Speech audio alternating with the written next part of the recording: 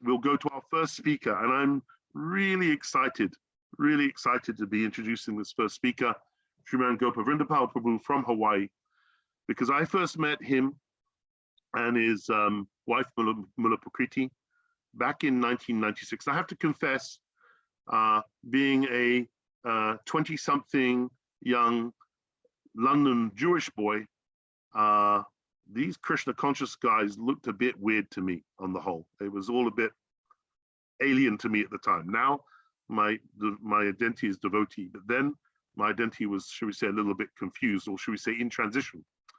And Budara, who has the credit, or maybe, or I don't know if it's the credit or the opposite, of actually bringing me in or dragging me into Krishna consciousness. Somehow I ended up in the first year. I met Gurudeva back in February 1996. Then Gurudeva traveled over to Holland, then to England, and then he did his famous tour of America. And Gopal was instrumental in bringing Gurudeva to Badger in 1996, where I remember probably no more than 30% of the community was really favorable to Gurudeva.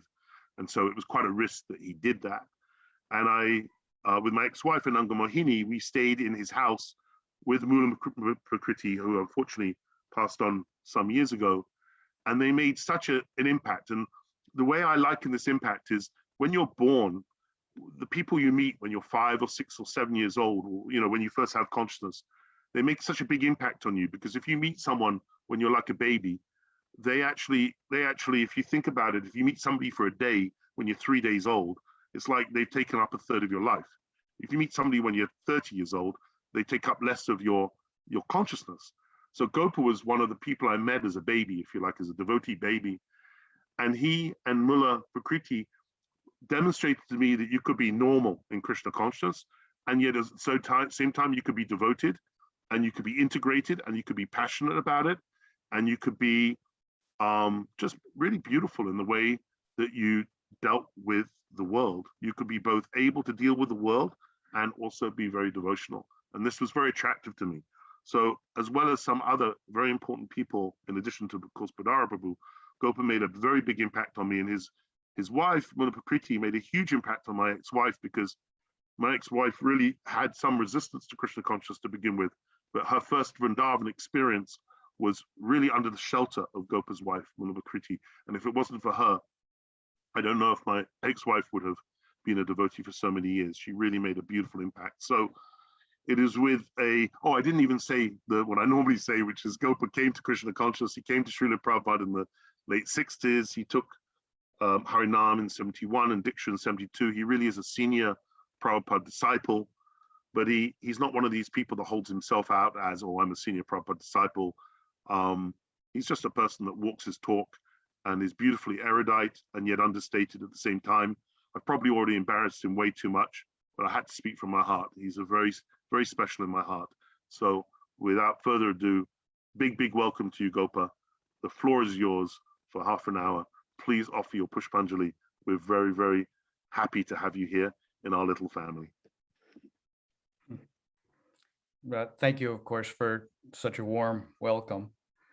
And thank you for mentioning Mula as well. Anything to keep her wonderful Krishna conscious memory alive is dear to my heart. Thank you.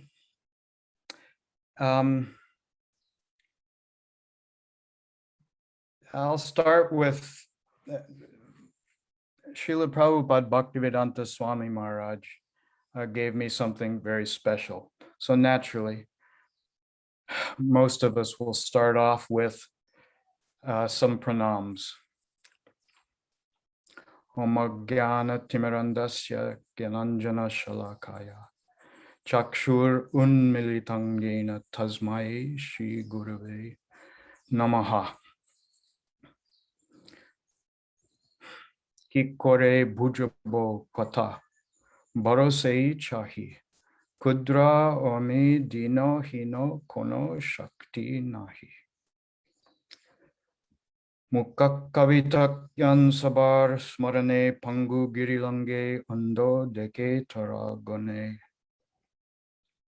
Shri Krishna Chaitanya Prabhu Nityananda Shri Advaita Gadadhar Shivas Adi Gaur Bhakta Vrindam Jayatang Sarato Pangor Mama Mandama Tergati Matsarvascha Padam Bojo Radha Madana Mohano Hare Krishna Krishna Krishna Hare Hare Hare Rama Rama Rama Hare Hare. So in a conversation with Srila Prabhupada Bhaktivedanta Swami Maharaj, he told me personally, my question to him was, what should be the attitude and what should be the topics plural, in glorifying Guru? And he really capsulized it in one word, at least at the moment. And it was a strange response that I'm still trying to understand to this day. But he said it should be scientific. Okay, like I said, I'm working on that. What did he mean when he said that? And I'll just offer that he meant it should at least include some clear perception of Guru Tattva.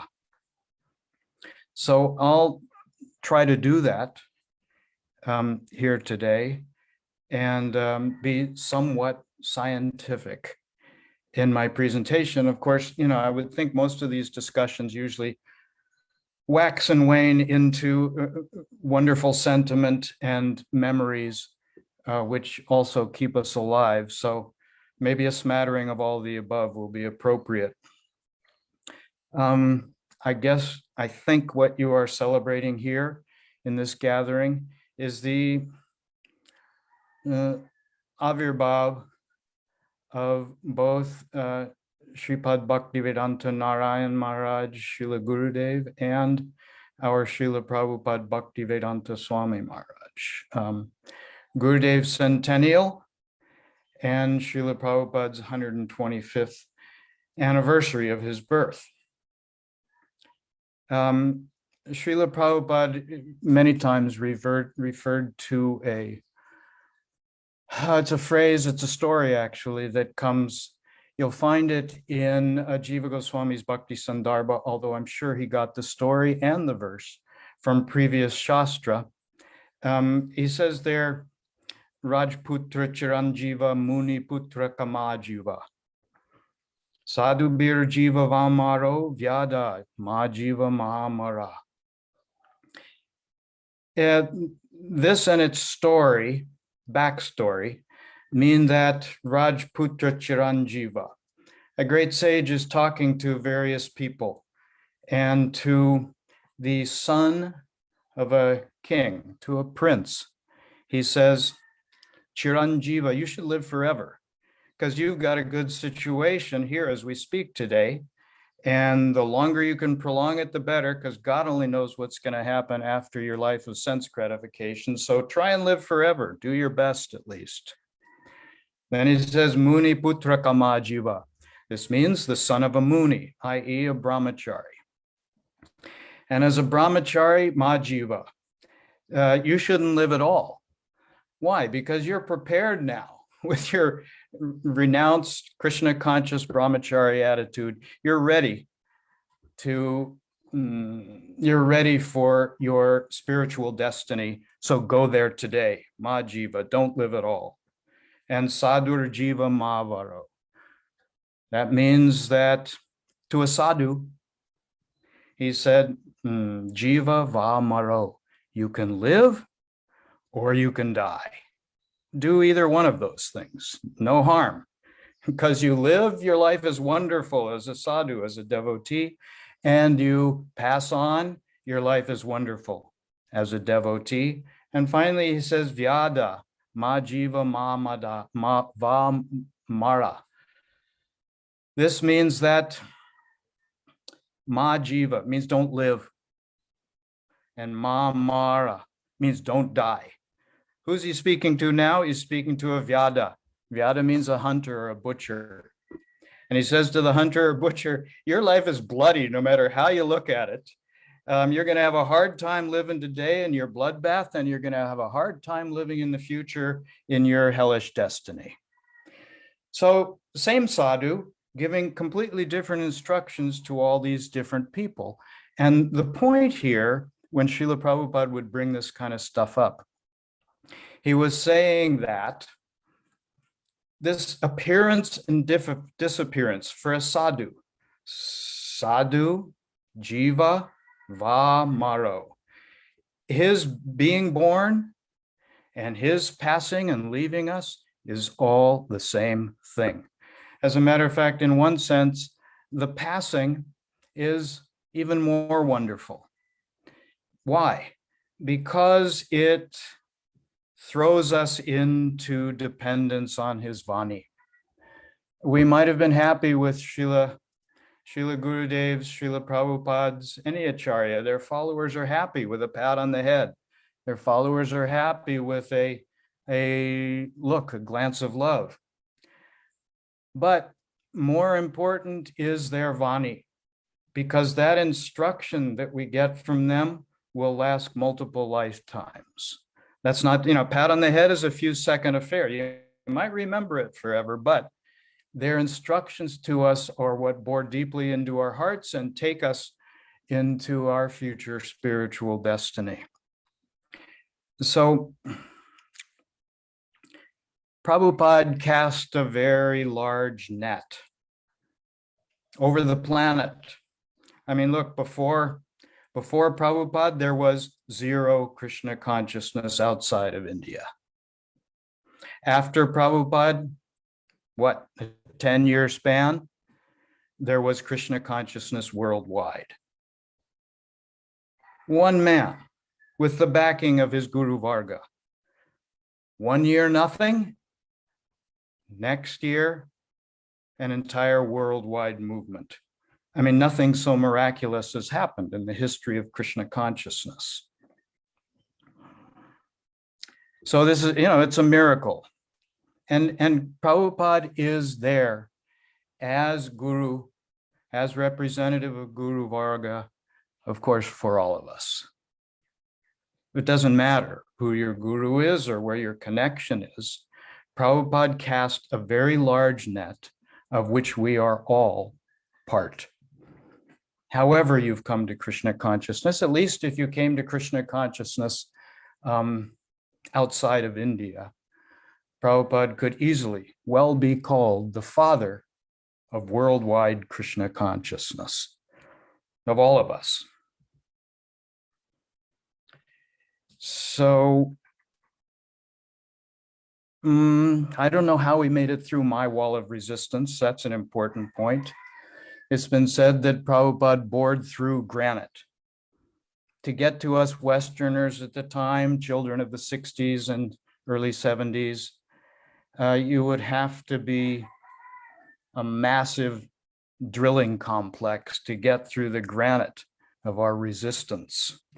Somehow or other, Prabhupada got to my heart, and of course, I'm forever grateful for that. And he's been called a kamikaze devotee by Srila Bhakti Rakshak Sridhar Goswami. Such a fitting appellation, such a fitting nomenclature, for someone to, kamikaze means you're ready to fly into the eye of the enemy. You're ready to do literally anything to achieve your goal, least of which is to give your entire life. Many of you know Prabhupada said, "Nachao." He gave, I have a beautiful picture when Prabhupada first arrived. It's a picture of Prabhupada standing on Commonwealth Pier in Boston, Massachusetts. And he's standing with his back to the camera. And over the picture, someone has written something that I said at the beginning as an invocation prayer. Ki kore bhujabo katha barosei chahi kudra ami dino hino kono shakti nahi. He said, I'm supposed to give them Krishna consciousness. That's what you brought me here for. Ki kore bhujabo katha. But how will I give them the buddha? How will I give them the intelligence to understand this Harikatha? I don't know. But you, Krishna, you have all intelligence. You're the infinite reservoir of intelligence. So if you want to give me the intelligence to make me successful in this mission, you can do it.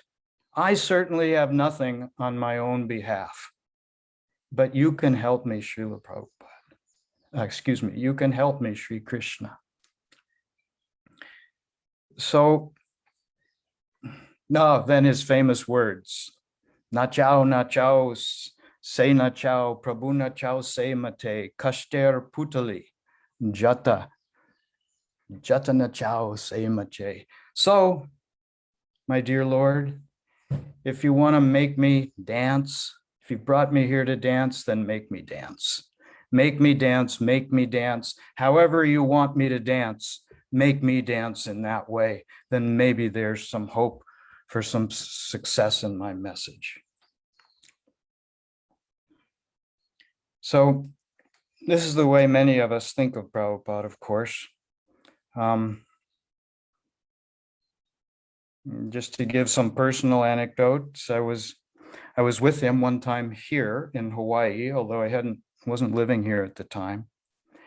And we were in a room together, a couple other devotees, and we were talking about outreach. We were talking about giving Krishna consciousness to others, and he was vibrant like a young child. I mean, years were peeling off his life. He was loving the conversation so much. As a matter of fact, rare. He got up from behind his desk and walked and signaled to me and one other person, come with me. And we went over to a window. Why? So we could see one of his books better. Now we're in the sunlight of the day. And he said, what do you say here in this book in order to attract people?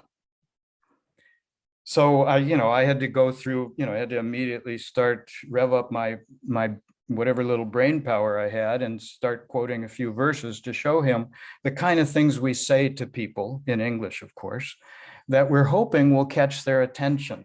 And again, Prabhupada was vibrant, young, standing up straight, very youthful, and inspired by the entire conversation. We went back and sat down, and a temple president came up the stairs, paid their obeisances, and began to discuss local politics. Actually, it was politics between himself and his hierarchical leader in the governing board of the institution.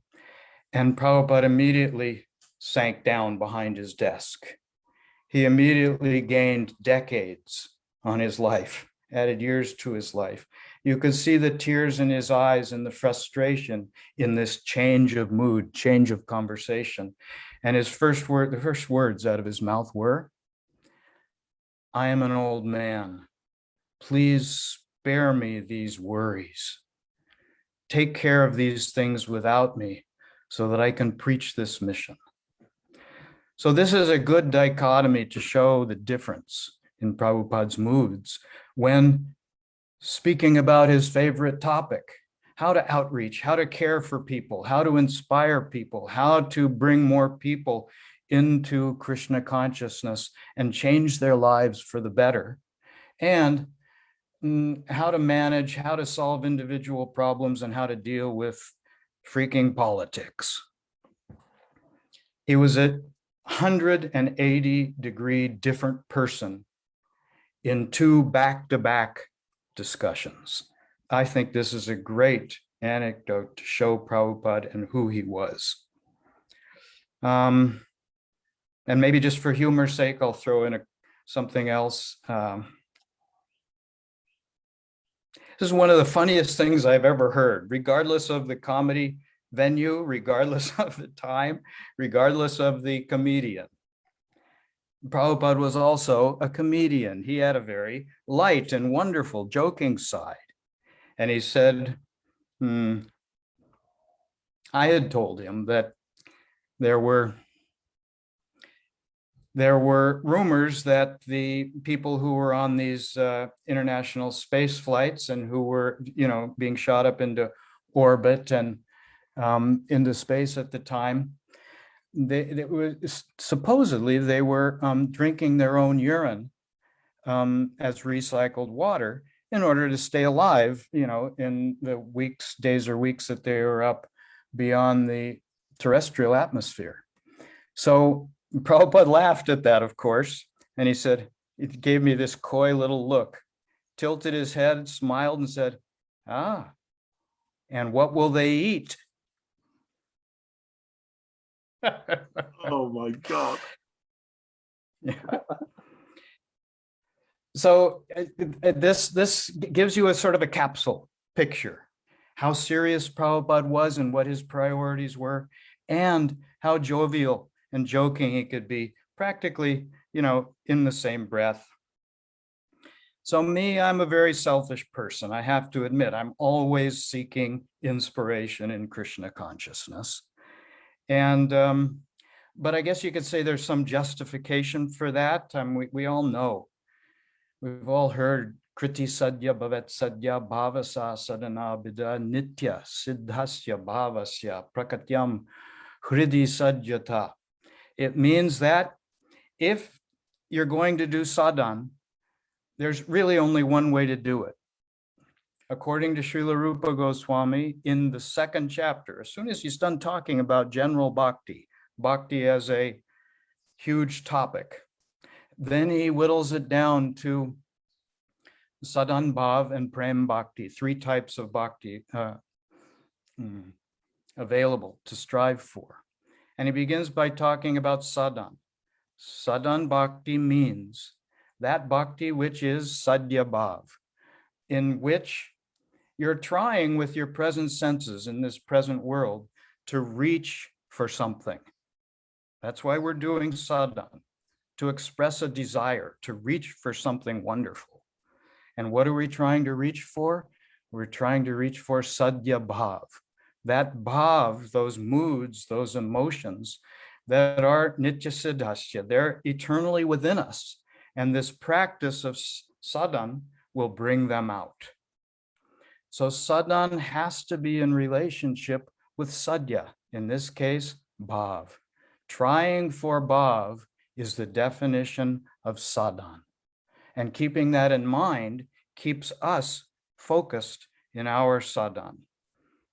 Or most of you have heard the verse, Krishna Bhakti Rasa Bhavitamati. I think Ramananda Roy goes on to say, Tatra lolyam apimulyam ekalam. Prabhupada, of course, used this phrase, Krishna Bhakti Ras, because he knew this is what everyone wants. Everyone wants Krishna Bhakti Ras, whether they know it or admit it or not. But then he qualifies. How can you get that thing that your heart wants so badly? Only by tatra lolyam apimulyam ekalam. Only by wanting it. Only by specifying, this is what I want, this is what I'll aim all my faculties for. Then a focused desire like that is what Krishna responds to. You'll all remember Srila Bhaktivinoda Thakur's famous, delightful, immortal words, Kabe kabe bolo se dinamar. It means that when will that happen? When will that Krishna Bhakti Ras? When will that Sadhya Bhav? When will that happen to me? Even me, little me, can I possibly get a taste of that? So that's his question. When will I get that? That's what I want more than anything. I'm not shy about it. I want that. And as if Krishna says, yeah, okay, what is it specifically you want here? And Bhaktivinoda Thakur is not shy. He says, Korite Shri Krishna Nama Ucharan Pulakita Deho Gadgada Vachan Vaivarnya Vepatu Kabe Sangatan Nirantara Netre Babe Ashrudar.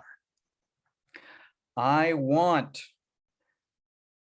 I want ucharan. I want hairs to stand. I want goosebumps. I want my body to change colors.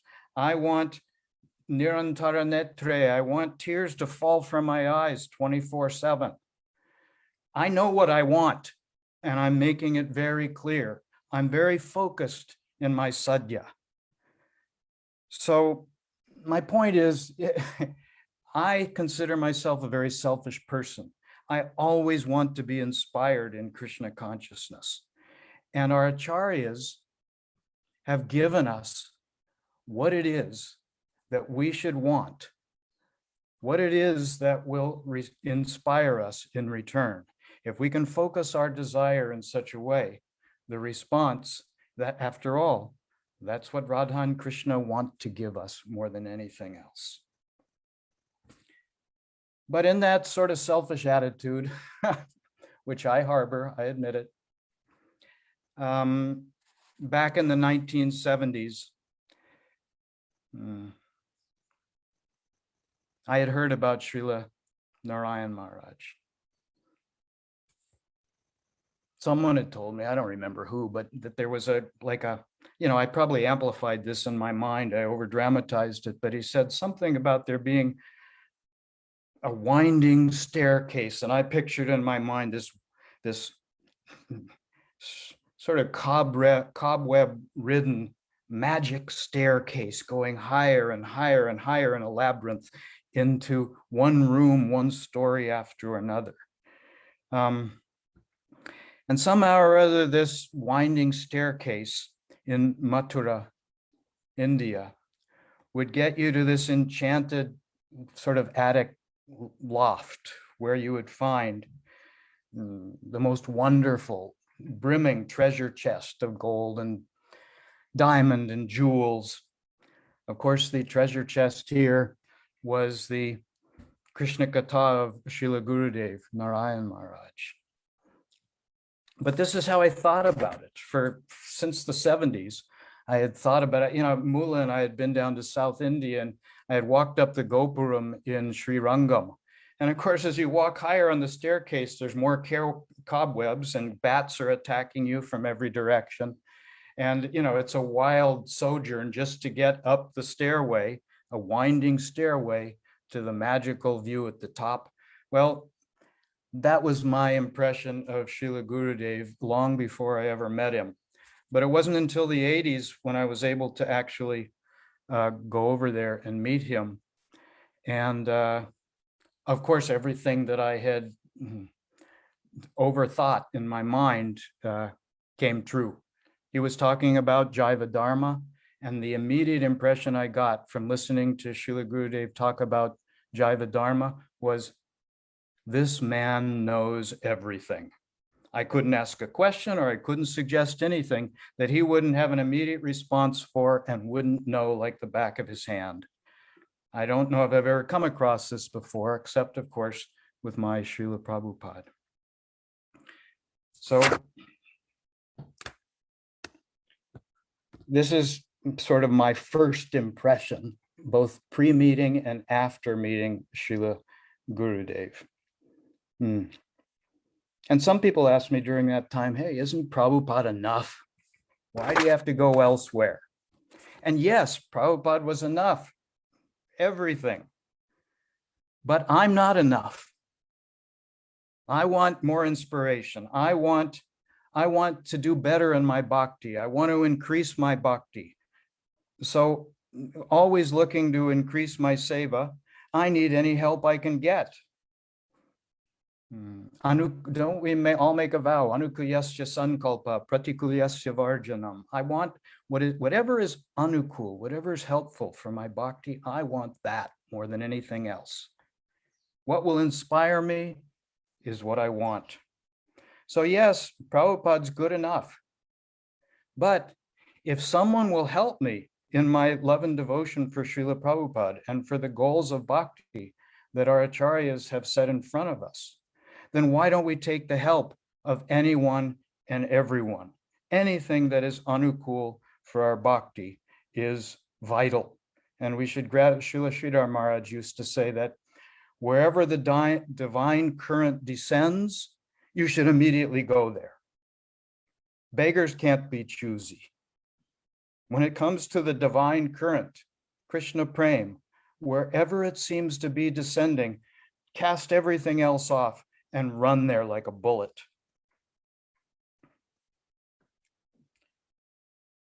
So, and plus I looked around and I saw, Mula, my wife, I saw my kids, I saw my god brothers. Now, many of you who were there at the time, you'll know how Gurudeva was inspiring to all god brothers, many of whom hadn't chanted around in years, hadn't offered their food or chanted Gayatri, and were struggling. And Gurudeva, one meeting and they'd be back on board, back on ship. His Sangha was magical. And he proved it in the impact that it had worldwide. Srila Bhaktivinoda Thakur says, Siksha Guru Vrinda, Kripa Koriya Par. Sadhane Shikkan Sadhaner Angasar.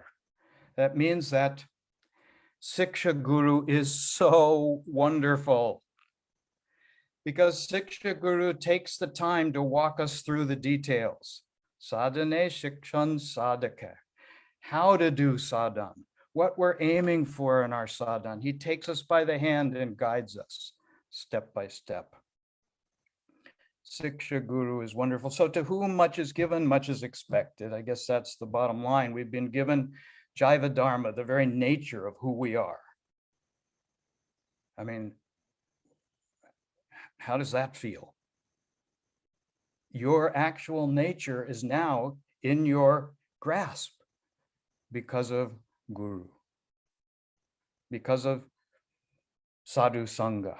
We've been given our Jaiva Dharma. We've been given Anandam Buddhi Vardhanam Pratipadam Purnam Ritasvaranam.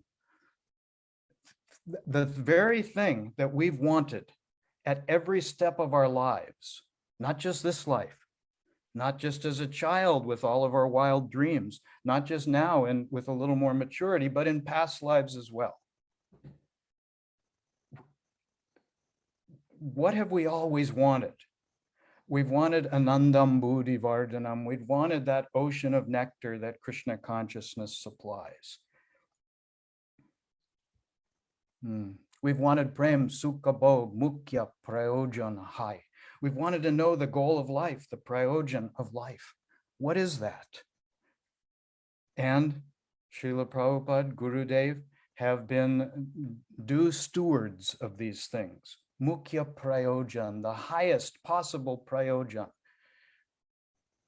They've given this to us. Even the serving mood for Srimati Radharani and her serving group. The potential for that they've given us. So now maybe to end, I'll just say very quickly the story of Kapila Dev's mother. Devahuti is very wonderful in this regard because she had her husband, Kardama Muni. But she complained when Kardama Muni left that I've served you now for who knows how many years. I mean, her body went frail and her face went gaunt, her hair went gray, all in service to her husband, Guru. So after she was given a child, he began to leave. And she said, I've served you, but I really need more. And so many times we do that too. We spin our wheels. We think, I'm serving, I'm serving, I'm serving. But her husband told her at that point, hey, she actually admitted, I've served you for so long, but I haven't gotten any sambandha gyan, any knowledge of what's what in life. All I've done is serve mindlessly. So it's a wonderful story because Srila Kapila Dev says to her in his response, Satam prasangan mama virya samvido vadanti hritkarana rasanaya nakatha taj joshanat ashwa pavarga vartmani shraddha ratir bhaktir anukramashyati. And this means that if you do bhakti in the sangha of great devotees, like we're talking about here today, then you will get results. This should not be an external thing, like, putting things on auto bounce mode when there's a festival and I go and bounce off the walls and look good. That's not what it is. This is, where is the eternal fire for Ruchi, Asakti, Bhav, and Prem? Where is that? That's what has to be kept alive. That's the real essence of this topic. And that's what we get from Sadhu Sangha. So I'll stop there. I think that's timely. And I hope that was okay and sort of expressed some of my thoughts about both Srila Prabhupada and Srila Gurudeva Bhaktivedanta Narayan Maharaj. That was really beautiful, Gopa. Thank you so much. I don't know if you realize this, but you perfectly bookended your presentation, because you started off by explaining to us the importance and the primacy of Vani over Vapu. And then you ended it by reminding us that we need to move from mindless seva to mindful seva. And we can only actually perform mindful seva if we've actually imbibed the Vani of our parampara and of our Guru. So that was really beautiful. And certainly from my experience, in many ways, although I was very fortunate to have quite an intimate relationship with Gurudeva, I found that after he disappeared, the sort of equal direct access that everybody then had to Sri Gurudeva, and it was not like I was denied any access, but it was the Vani access. Something about his post-disappearance made his Vani even more powerful. Probably because of the corruption in my conditioning of being somewhat dependent on the sweetness of his Vapu. I had that, so he gave me that grounding and that security of knowing that I'm loved by him. But then the Vani just always developing year by year. And this, for me personally, the 7 instructions he gave me, they're like the most incredible, what I would call like positive super viruses inside of me, where he's injected me with 7 instructions, all of which are dynamically changing all the time in an ever fresh way, because he's ever fresh and the Vani's ever fresh. And the Seva you were talking about at the end is always ever fresh. So I found what you said super optimistic. And that I was really in the room with you when you were talking about Srila Prabhupada and the lightness of mood and the darkness of mood as he moved from discussing his outreach to discussing the politics within his Sangha. I can't imagine, because sometimes we forget that these Mahabhagavats, although they're from the spiritual world, they're playing human-like pastimes. So they're exhibiting all the human emotions we have. And certainly when I came to Krishna consciousness, I wanted Prabhupada as my guru. Of course, that was not possible. But what your talk did was really encapsulate and integrate the beauty of Srila Gurudeva and Srila Prabhupada as being both different and totally one team at the same time in the journey of your life. So thank you so much. It was really beautiful. And you also touched on desire. I'm going to slightly put words into your mouth. You're referring to the importance of one pointedness, desiring Krishna consciousness. And Gurudev's Vani is so important on this, because he not only talks about lobh, greed, because when I first heard about greed, I was like, well, I don't have any greed for bhakti, so I'm not going anywhere, am I? But greed for greed, anyone can have greed for greed. So that Vani, greed for greed, anyone can pray for greed if they don't have greed, and eventually we'll get greed. So thank you for your heartly and erudite Pushpanjali. Thank you for beaming in all the way from Hawaii. And I really appreciate your time and your sweetness for attending today. I hope your other program you're doing is also successful. And I know that the devotees are very, very happy to hear from you. Thank you so much. And make sure Shravan eventually comes and does this Pushpanjali. Otherwise, tell him I'm coming over to Hawaii myself to sort him out. Well, I twist his arm, but he's twice my size now. Yeah, but tell him he's not twice my size. I know. I'll tell him that you're on your way over. I'm on my way, man, and I mean it. Okay.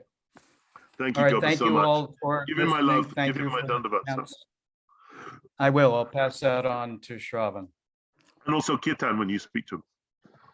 Yep, I'll talk to him soon as well. And thank you all for being here and allowing me the chance. Gopa, before you go, Yashari, did you want to say anything to Gopa? I just want to say that it was just absolutely stunning. It just brought back a lot. I was actually just thinking about the Jaiva Dharma today, and some of the things that you've just said, it's like Gurudev's just reinstated that for that very thing. So it's just perfectly said, and I'm just so grateful to you for just bringing back those reinstatements. So thank you so much for building a relationship with Srila Prabhupada and Srila Gurudev for me again. Thank you. Haribol. Haribol. Dandavat pranams.